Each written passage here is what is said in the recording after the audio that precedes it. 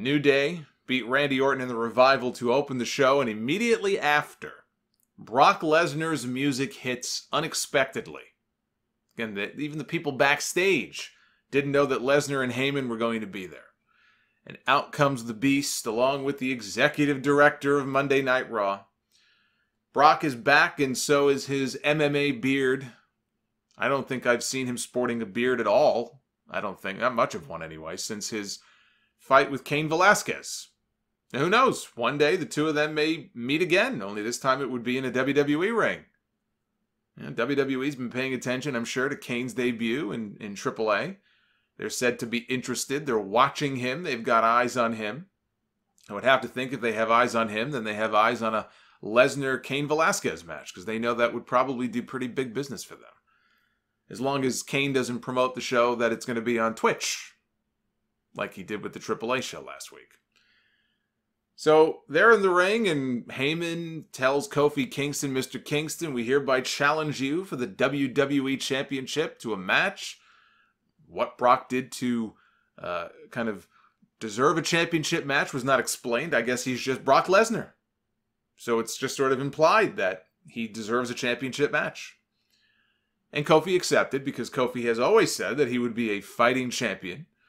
Kofi apparently has memory loss, does not remember their last match together at the Beast in the East show in Japan 4 years ago, where he was absolutely obliterated by Brock Lesnar. I mean, when I say that he was obliterated, we've seen Brock Lesnar obliterate people before and beat them in short order and beat them quickly.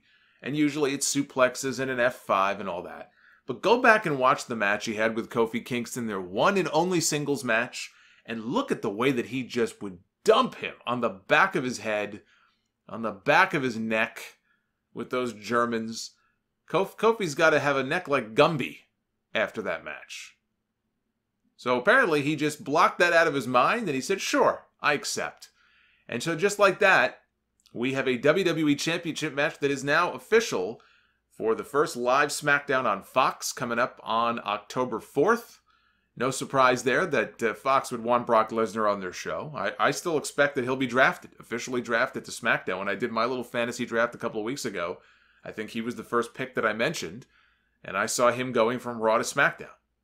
You know, he's done all he can do on Monday Night Raw. You've got a brand going to Fox. Fox, I'm sure, would want somebody like a Brock Lesnar, and they would probably want somebody like a Ronda Rousey, too, if she was still around. So the thing about this, though, so the match is going to be on SmackDown October 4th. They have a pay-per-view 48 hours later.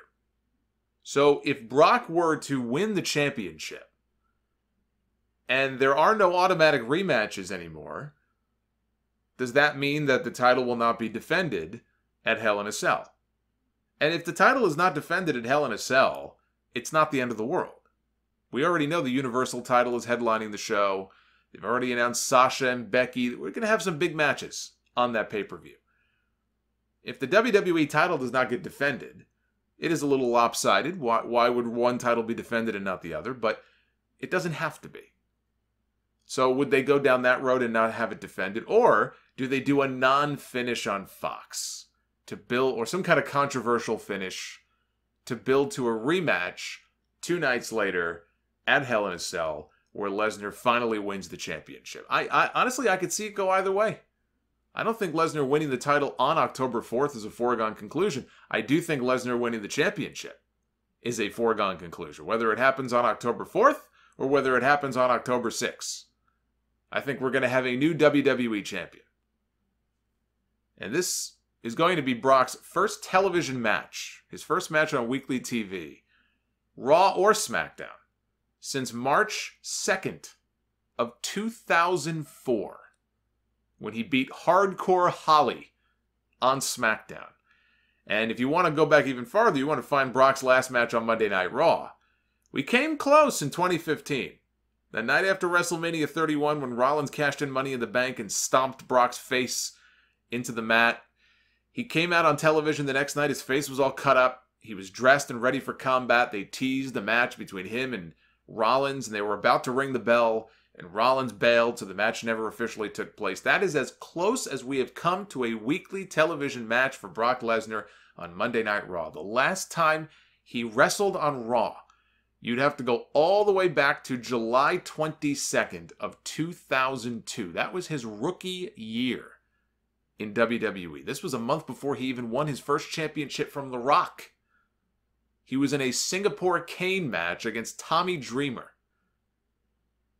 Now think about this. He's been back with this company now for 7 years. He came back the night after WrestleMania 28. That was in 2012. So he has been back with this company over 7 years now, almost entirely on Monday Night Raw. And he has not wrestled a match on that show in 17 years. Which is what they're banking on, right? They're banking that his first match on TV will mean big numbers. And it's also a championship match. Plus, they're hyping appearances by a bunch of legends. I think it's the law of diminishing returns. I feel like we had Raw Reunion not too long ago, so how much of a draw is it going to be? You know, after a while, what does it really mean? Okay, we're going to have Goldberg is going to appear, and Stone Cold is going to appear, but they're not going to wrestle. And we've already seen them. So it is the law of diminishing returns, I feel. But we are going to get a bunch of legends, and Sting and Goldberg, I think they're all expected to be there. But that first show should do a big number.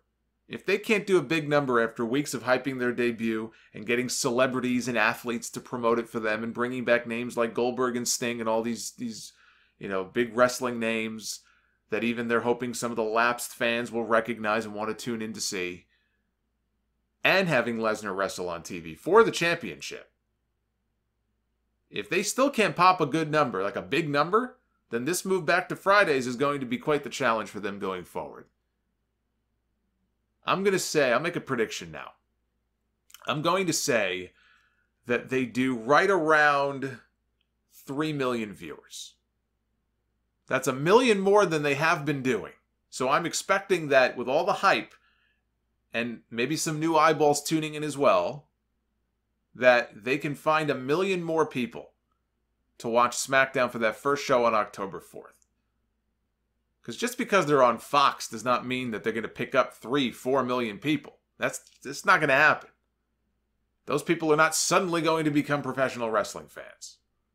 I think 3 million is being actually kind of optimistic, but I think that's a fair number. So I'll say right around, give or take, right around 3 million.